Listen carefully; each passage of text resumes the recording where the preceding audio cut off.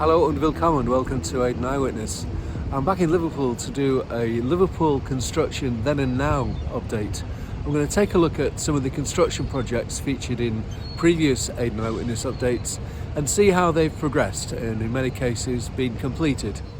And in other cases either delayed or abandoned, as we'll see.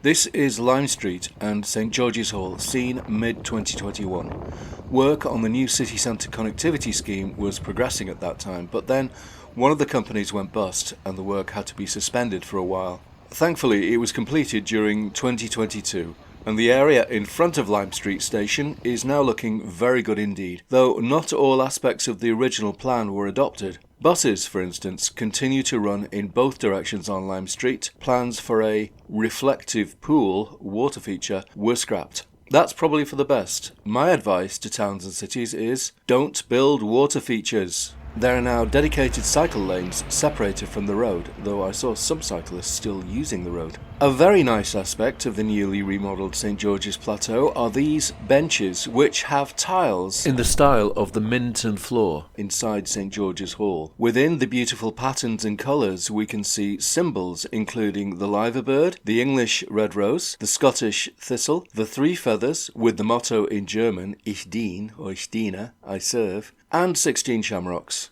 The former Northwestern Hotel opened in 1871. In recent years it became a student residence, but now it's a hotel again, the Radisson RED Liverpool Hotel. Renovation plans were thrown into doubt when the developer went into administration.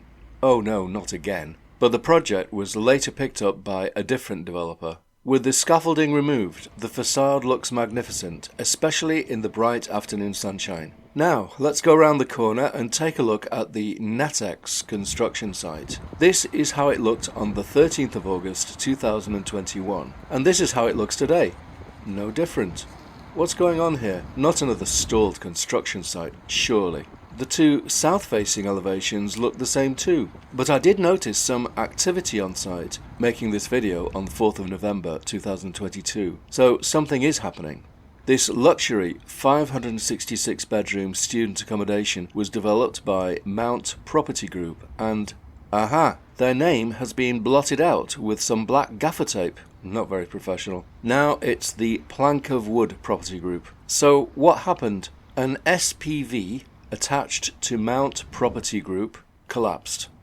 Administrators sold the property to a new company for £14.1 million and it will be rebranded as Limelight. It's hoped it'll be ready for the autumn 2023 student intake. Information from the Liverpool Echo.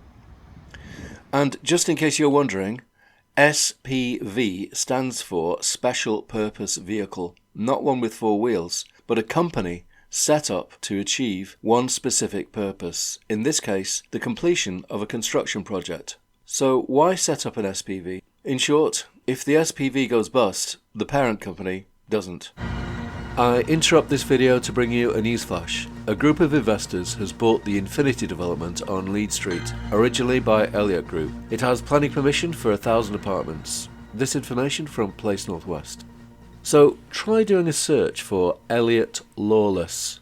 It makes very interesting reading and might explain a few things. I'm going to follow the Infinity project to its completion, so keep watching Aidan Eyewitness. In my 2021 video, I photographed this development on Devon Street between London Road and Islington. In 2022, the scaffolding has gone, but construction has ceased. Another abandoned site. I can find no information on it, but we know the story. There are a lot of abandoned construction sites in Liverpool, that's clear. More than in other cities. Why does one project go well and another goes bust? I'm not sure, but it sends out a very negative message about the city.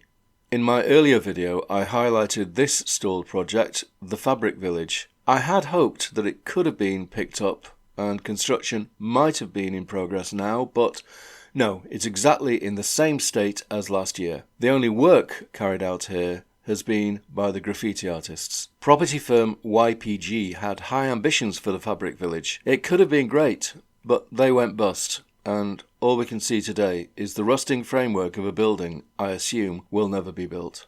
Things are very different further downtown on the street named Pall. closer to the heart of the city, not far from the financial district. In 2021, I passed by this newly commenced site on the corner of Pall and Prussia Street. This is how it looks today, and is looking very impressive. This is the Pall Twin Residential Block Project. This visualization, seen from Pall shows how the completed project will look. As we can see, it's well advanced. In 15 months, an empty plot has been transformed into a major residential development, now in its final stages. The taller block rising 17 floors above street level. And just to check the sign, then developer Graham, architects Faulkner Chester Hall. Today, no change. Thank goodness for that. No black gaffer tape or wooden masking boards here. On the other side of the street, no sign of any construction on another development, but the Pall Twin Residential Block Project is rising up into the sky and can be seen around the city centre. Completion is scheduled for 2023. One final project is the conversion of Liverpool Municipal Buildings, which were sold in 2017 by Liverpool City Council to the Singapore-based Fragrance Group. This magnificent Grade 2 star building, which dates from 1868, is being converted into a 4-star hotel. The architecture is magnificent. The clock tower, a familiar landmark on the city centre skyline. It's an ideal setting for a luxury hotel. The developers have stated that the restoration has been carried out with great care and attention. An extension within the complex has been designed by architects Faulkner Chester Hall. Are they going to keep that superb Liverpool coat of arms above the main entrance, which I photographed from close up back in 2005? I hope you found this video interesting, though I'm not sure if it's inspiring. Please like, comment and subscribe for all notifications. It helps, it really does. Vielen Dank fürs Zuschauen, thank you very much for watching und auf Wiedersehen in Liverpool.